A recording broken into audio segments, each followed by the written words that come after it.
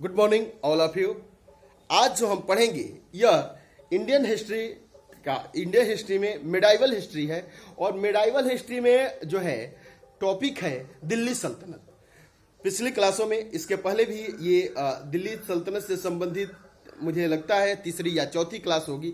जो भी स्टूडेंट पहली बार दिल्ली सल्तनत की इस हमारी क्लास को देख रहे हैं, यदि उन्हें दिल्ली सल्तनत को बिल्कुल सरल भाषा में समझ लेना है तो एक क्रम वाइज पढ़ें तो उन्हें दिल्ली सल्तनत बिल्कुल सरल लगेगा, कुछ भी याद नहीं करने पड़ेंगे। और तो पढ़ने का तरीका क्या हो कि इस रजिया सुल्तान को पढ़ने के पहले आप 2 लेक्चर और सुने, कुतुबुद्दीन ऐबक और उसके बाद से इल्तुतमिश को। ये 2 लेक्चर जब आप सुनेंगे तो आपको रजिया को समझना, और धीरे धीरे ऐसे रजिया से आगे हम बढ़ेंगे, बलबन को पढ़ेंगे, फिर बलबन से आगे जलालुद्दीन खिलजी, अलाउद्दीन खिलजी, उसके बाद से हम गयासुद्दीन तुगलक, फिरोज शाह तुगलक, मोहम्मद बिन तुगलक, फिरोज शाह तुगलक करते हुए हम सैयद वंश, लोदी वंश पढ़ेंगे, जिसमें बहलोल लोदी, सिकंदर लोदी के विषय में पढ़ेंगे। और लोदी वंश के अंतिम शासक इब्राहिम लोदी के विषय में पढ़ेंगे, जो दिल्ली सल्तनत का अंतिम शासक है, जिसको हराकर बाबर भारत पर एक नए वंश की शुरुआत करेगा। इस क्रम से यदि आप इस दिल्ली सल्तनत को पढ़ेंगे तो मेरा विश्वास है कि आपको इतिहास बहुत याद करने की जरूरत नहीं पड़ेगी, और दिल्ली सल्तनत काल के विषय में एक स्पष्ट और जो है बिल्कुल ऐतिहासिक परिप्रेक्ष्य और दृष्टिकोण आपके अंदर उत्पन्न हो जाएगा। तो इसलिए इस क्लास को देखने के पहले आप पहले कुतुबुद्दीन ऐबक को देखें, उसके बाद से इल्तुतमिश को देखें। और जिस तरह से मैंने क्रम बताया, कुतुबुद्दीन ऐबक, इल्तुतमिश और उसके बाद रजिया देखें, तो आपको इतिहास काफ़ी इजी और सरल लगने लगेगा। और मध्यकाल का यह दिल्ली सल्तनत का यह टॉपिक तो आपके लिए बिल्कुल सरल हो जाएगा। तो यदि आप चाहते हैं कि ये इतिहास आपके लिए सरल हो जाए तो जिस तरह से मैंने बताया कि सबसे पहले कुतुबुद्दीन ऐबक को देखें, इसके डिस्क्रिप्शन बॉक्स में मैं कुतुबुद्दीन ऐबक और इल्तुतमिश की वाली क्लासों को अटैच कर दूंगा, आप उसमें जाकर देखने का प्रयास करें। अब देखें कि आज हम पढ़ेंगे रजिया सुल्तान। रजिया सुल्तान दिल्ली सल्तनत के गुलाम वंश की शासिका है। और क्रम देखें तो कुतुबुद्दीन ऐबक, आराम शाह, इल्तुतमिश, उसके बाद से रुकनुद्दीन फिरोज, और 5वें क्रम पर रजिया सुल्तान आती है। अब रजिया सुल्तान जो है यह इल्तुतमिश की पुत्री है। इल्तुतमिश की इच्छा थी कि मेरे मृत्यु के बाद, इल्तुतमिश ने मरने के समय अपने अमीरों से यह इच्छा व्यक्त की कि मेरे मरने के बाद रजिया दिल्ली की सुल्तान की गद्दी पर बैठे, दिल्ली सल्तनत की गद्दी पर बैठे। इल्तुतमिश चाहता है कि मेरे मरने के बाद हमारी पुत्री रजिया दिल्ली सल्तनत की गद्दी पर बैठे, लेकिन ऐसा नहीं हो सका। क्यों नहीं हुआ? क्योंकि रजिया की एक सौतेली माँ है। रजिया की एक सौतेली माँ है जिसका नाम शाह तुर्कान है। और शाह तुर्कान, ये शाह तुर्कान है, और शाह तुर्कान का पुत्र और रुकनुद्दीन फिरोज है। शाह तुर्कान षड्यंत्र करने में काफी कुशल है, कूटनीतिज्ञ है, राजनीतिज्ञ है, और बढ़ चढ़ के राजनीति में भाग लेने वाली महिला भी है। शाह तुर्कान ने अपने कूटनीतिज्ञ प्रयासों से, षड्यंत्रकारी प्रयासों से रुकनुद्दीन फिरोज को दिल्ली सल्तनत की गद्दी पर बैठा देती है, दिल्ली का सुल्तान बना देती है। तो इल्तुतमिश के बाद दिल्ली का सुल्तान शाह तुर्कान की सहायता से उसका पुत्र रुकनुद्दीन फिरोज दिल्ली का सुल्तान होता है। अब लेकिन इस इल्तुतमिश की इच्छा थी कि हमारा उत्तराधिकारी या मेरे मरने के बाद इस गद्दी का वारिस जो है रजिया बने। यानी इल्तुतमिश ने कि रजिया को ये गद्दी सौंप रखी है, लेकिन उसके अधिकार से शाह तुर्कान उसे वंचित कर देती है। अब ये औरत जो है शाह तुर्कान, यह महिला षड्यंत्रकारी महिला है। इसके षड्यंत्रों से, इसकी कूटनीतिज्ञता से, इसकी कूटनीतिक चालों से पूरा अमीर वर्ग परेशान है। ये अमीर वर्ग कौन सा है? पिछली क्लासों में जो हमने पढ़ाया, इल्तुतमिश पढ़ाते हुए, कि 40 अमीरों का एक संगठन बनाया इल्तुतमिश ने। किस लिए? जिससे कि शासन प्रशासन में सहयोग मिल सके इन 40 अमीरों से। तो इन 40 अमीरों को दल ए चालीसा या तुर्क ए चहलगानी के नाम से जानते हैं। इसका गठन इल्तुतमिश ने किया था। इस जो दल ए चालीसा के लोग थे, जो अमीर वर्ग था, शाह तुर्कान की षड्यंत्रों से काफी नाराज था, काफी खिन्न था, दुखी था। यह वर्ग चाहने लगा कि कैसे भी इस गद्दी को, सुल्तान की गद्दी को जो है शाह तुर्कान की षड्यंत्रों से मुक्त कराया जाए। अमीर वर्ग ने रजिया का सहयोग करना शुरू किया। रजिया स्वयं एक कुशल शासिका है, उसमें शासिका के सभी गुण मौजूद हैं। वह देखिए, शुक्रवार के दिन लाल वस्त्र धारण करती है। कौन? रजिया। लाल वस्त्र मुस्लिम शासन प्रशासनिक व्यवस्था में लाल वस्त्र जो है न्याय का प्रतीक होता है। किसका प्रतीक होता है? न्याय प्राप्ति का प्रतीक होता है। तो शुक्रवार की जब जुम्मे की नमाज हो रही है, तो जुम्मे की नमाज के समय लाल वस्त्र धारण करके रजिया जनता के सामने उपस्थित होती है और जनता से अपील करती है कि हमारी माता शाह तुर्कान हमारे अधिकारों से हमें वंचित कर रही हैं। हमारे पिता जब मृत्युशैया पर थे, यानी इल्तुतमिश जब मृत्यु को प्राप्त कर रहे थे, तो उन्होंने हमें ये गद्दी सौंपी थी। उनकी इच्छा थी कि मैं इस गद्दी को संचालित करूं, दिल्ली की सुल्ताना बनूं और सुल्तान की गद्दी हमें प्राप्त हो। लेकिन हमारी माता ने हमारे अधिकारों से हमें वंचित कर दिया है और जनता से अपील करती है कि आप लोग हमें सहयोग करें और हमारा अधिकार हमें दिलाएं।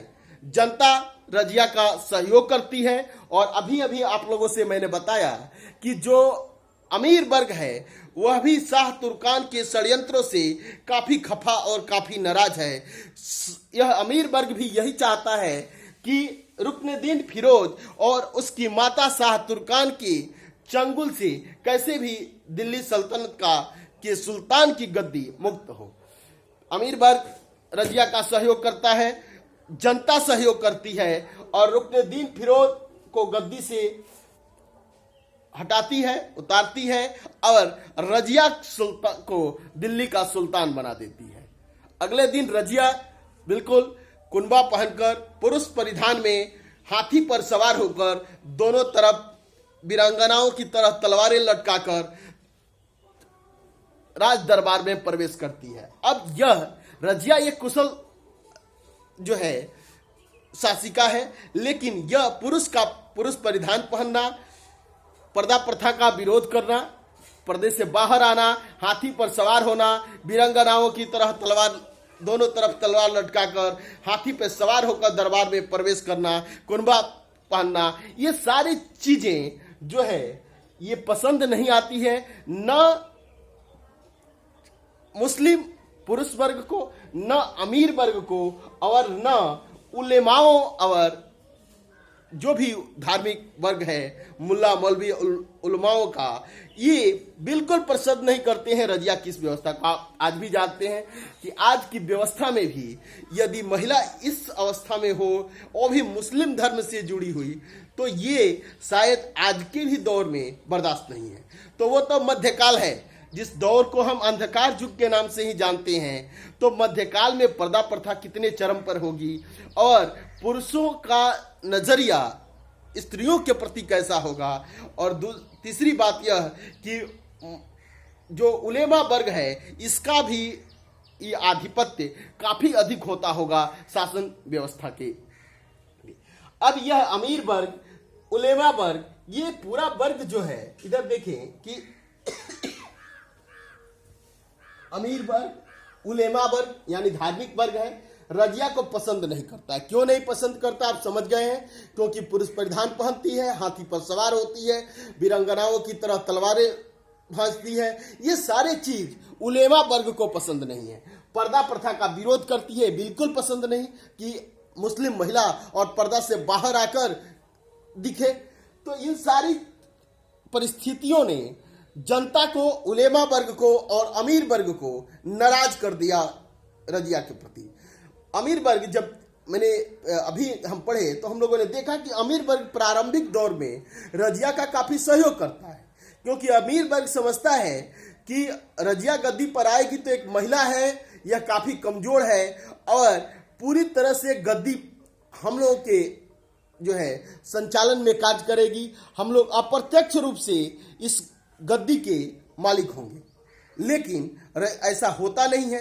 अगले दिन ही रजिया पुरुष परिधान में, कुनबा पहने हुए, तलवार लटकाए हुए और हाथी पर सवार होकर दिल्ली की सुल्ताना जब राज दरबार में आती है तो सभी अमीर चौंक जाते हैं, उलेमा वर्ग चौंक जाता है। ये रजिया वही है जो कल थी। अब देखें कि अब यहीं से अमीर वर्ग धीरे धीरे रजिया के खिलाफ होता है। अब आगे देखें क्या होता है।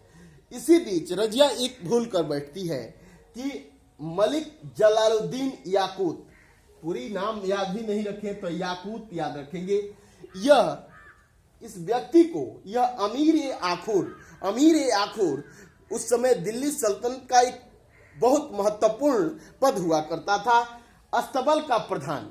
इसका मतलब था अमीर आखुर अस्तबल जो था, क्योंकि पूरी दिल्ली की ताकत घुड़सवार सेना ही के पास हुआ करती थी। जिसके पास अच्छे घुड़सवारिक सैनिक होते थे वह काफी ताकतवर सुल्तान समझा जाता था और यह पद दिल्ली सल्तनत का काफी महत्वपूर्ण पद था। इस पद पर मलिक जलालुद्दीन याकूत, किसको पूरी नाम नहीं याद रखेंगे तो याकूत को अमीर आखिर, बिल्कुल याद रखें, एग्जाम के लिए काफी महत्वपूर्ण यह नाम है। अमीर आखुर, पोस्ट का भी नाम अमीर आखुर किससे संबंधित है तो यह अस्तबल का प्रधान या घुड़सवार विभाग से संबंधित है। इसका प्रधान बना देती है याकूत को। अब याकूत से एक दूसरा समस्या पैदा होता है। क्या होता है? याकूत तुर्की मुसलमान नहीं है, तुर्की अमीर नहीं है।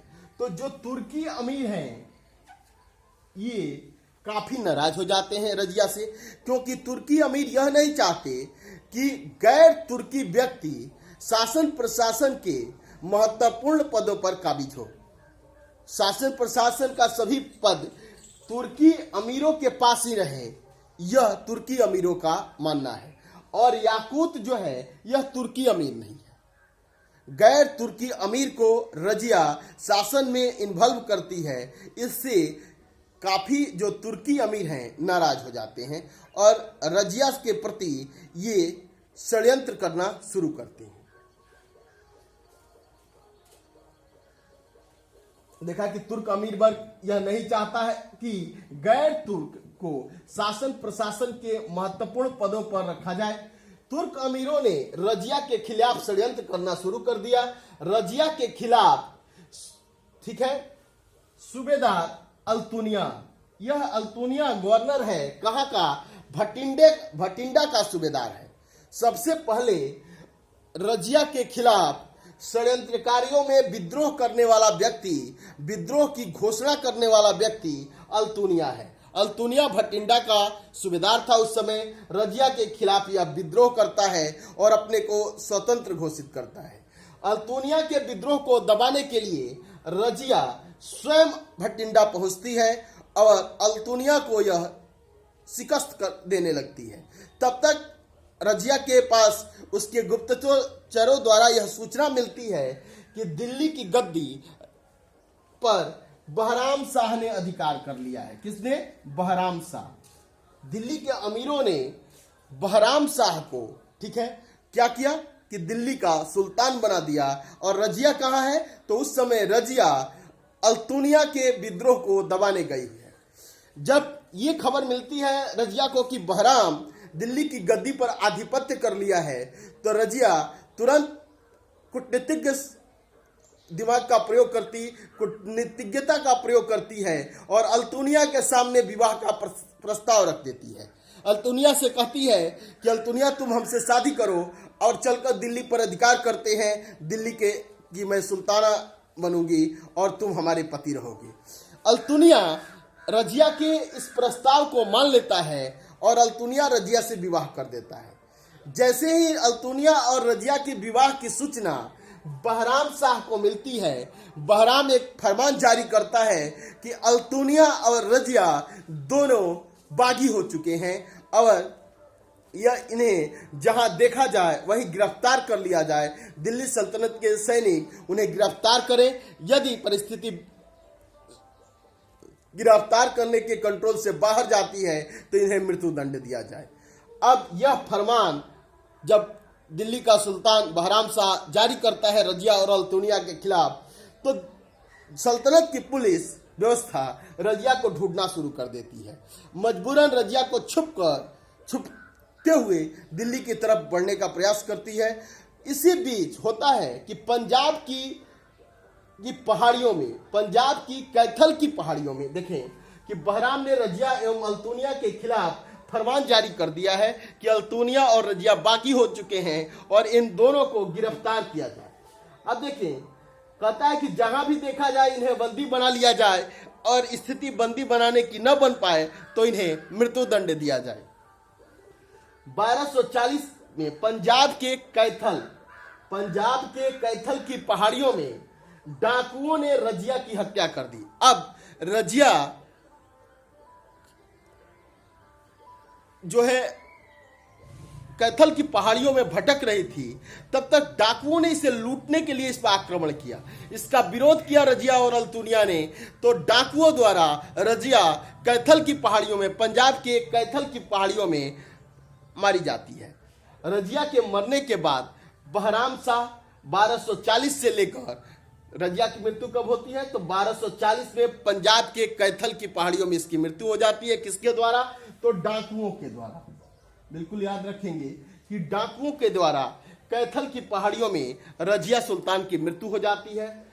रजिया की मृत्यु के बाद बहराम शाह 1240 से लेकर 1242 ईस्वी तक दिल्ली का सुल्तान रहता है। अब देखिए, रजिया 5वें नंबर की सुल्तान थी, ये गुलाम वंश की सुल्तान थी। 6ठे नंबर पर दिल्ली सल्तनत के गुलाम वंश का शासक बहराम शासक सुल्तान बनता है और बहराम शाह 1240 से लेकर 1242 ईस्वी तक दिल्ली सल्तनत का सुल्तान रहता है।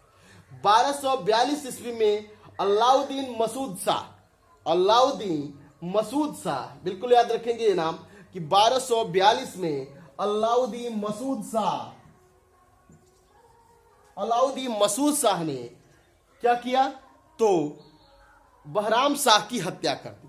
1242 में अलाउद्दीन मसूद शाह ने बहराम की हत्या कर दी और 1242 ईस्वी से लेकर 1246 ईस्वी तक अलाउद्दीन मसूद शाह गद्दी पर बैठता है। क्लियर हुआ?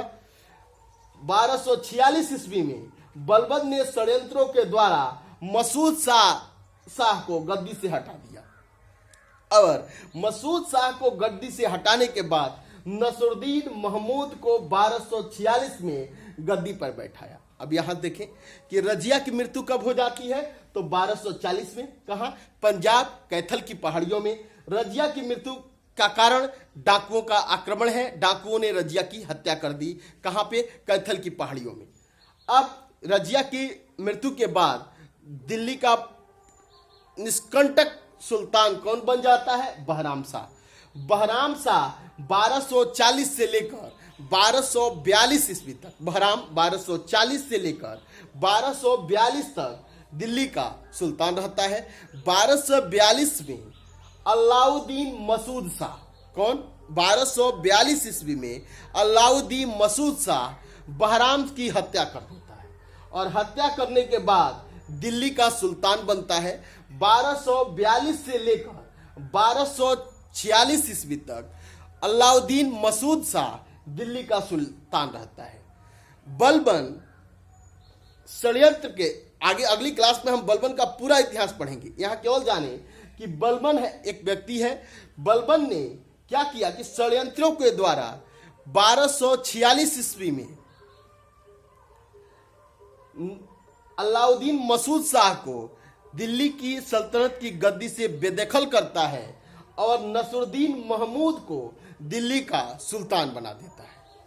पुनः नसरुद्दीन मोहम्मद से बलबन अपनी पुत्री का विवाह करता है और बलबन और नसरुद्दीन के बीच दामाद और ससुर का रिश्ता हो जाता है। क्लियर हुआ? तो आपने देखा कि रजिया के मरने के बाद बहराम शाह जो है 1240 से लेकर 42 तक गद्दी पर बैठा। 42 में बहराम की हत्या कौन कर देता है? अलाउद्दीन मसूद शाह। और अलाउद्दीन मसूद शाह 1242 से लेकर 1246 तक दिल्ली का सुल्तान रहता है। 46 ईस्वी में षड्यंत्रों के माध्यम से मसूद शाह को दिल्ली सल्तनत के सुल्तान की गद्दी से जो है हटा देता है। कौन? बलबन बेदखल करा देता है और इस गद्दी पर वह नसरुद्दीन मोहम्मद को गद्दी पर बैठा देता है 1246 ईस्वी में। क्लियर हुआ? बलबन ने अपनी पुत्री का विवाह नसरुद्दीन से किया। अब नसरुद्दीन के विषय में थोड़ा सा एक दो पंक्ति जाने कि नसरुद्दीन टोपी सीकर अपना दैनिक खर्च निकालता था। काफी यह जो भी दिल्ली के सल्तनत के खजाने से अपना व्यक्तिगत खर्च पूरा नहीं करता। ये बिल्कुल सात्विक मुसलमान है और यह जानता है कि हराम का खाना इस्लाम में वर्जित है। यह बिल्कुल अपने परिश्रम के द्वारा टोपियाँ सिलता और इस परिश्रम से जो उसको आय प्राप्त होती, इस टोपियों को बेचने से जो आय प्राप्त होती, उसी से अपना दैनिक खर्च चलाता है। इसके बाद आगे देखेंगे दिल्ली के मध्यकाल में दो सुल्तान ऐसे रहे जो कि अपना दैनिक खर्च टोपी सिलकर चलाते हैं। एक सुल्तान है जो आपने देख ही लिया, गुलाम वंश का सुल्तान नसरुद्दीन है, और एक सुल्तान है मुगल वंश का बादशाह है औरंगजेब। यह भी अपना दैनिक खर्च टोपी सिलकर चलाता था। नसरुद्दीन को षड्यंत्रों द्वारा सत्ता से हटाकर 1266 ईस्वी में उसी का जो है ससुर बलबन गद्दी पर बैठ जाता है। अगली क्लासों में हम बलबन के विषय में पढ़ेंगे। इसके अगली क्लास जो आएगी वो बलबन पे आएगी, तो हम बलबन को पढ़ेंगे। मुझे विश्वास है कि आपको यहाँ तक रजिया सुल्तान और 1236 से लेकर 1266 तक की कहानी दिल्ली सल्तनत की आपको समझ में आ गई होगी। आपने देखा कि इल्तुतमिश के मरने के बाद कैसे रुकनुद्दीन फिरोज गद्दी पर बैठा। रुकनुद्दीन फिरोज को हटाकर 1236 में रजिया बैठती है। 1236 से लेकर 1240 तक दिल्ली की सुल्ताना रहती है। 40 में बहराम शाह रजिया को हटाकर गद्दी पर बैठता है और बहराम शाह 40 से लेकर 42 तक रहता है। 42 में अलाउद्दीन मसूद शाह इस बहराम शाह की हत्या करता है और दिल्ली का सुल्तान बन जाता है। 1242 से लेकर 1246 ईस्वी तक अलाउद्दीन मसूद शाह दिल्ली का सुल्तान रहता है। बलबन के षड्यंत्रों से काफी आहत होकर और षड्यंत्रों के सामने नतमस्तक कर देता है अलाउद्दीन मसूद शाह और गद्दी इसे मजबूरन बलबन की षड्यंत्रों से छोड़नी पड़ती है और बलबन षड्यंत्र के माध्यम से नसरुद्दीन मोहम्मद को दिल्ली का सुल्तान बनाता है। 1246 से लेकर 1266 ईस्वी तक नसरुद्दीन जो है दिल्ली का सुल्तान रहता है। 1266 ईस्वी में बलबन दिल्ली सल्तनत का सुल्तान बनेगा। अगली क्लास में हम बलबन की विषय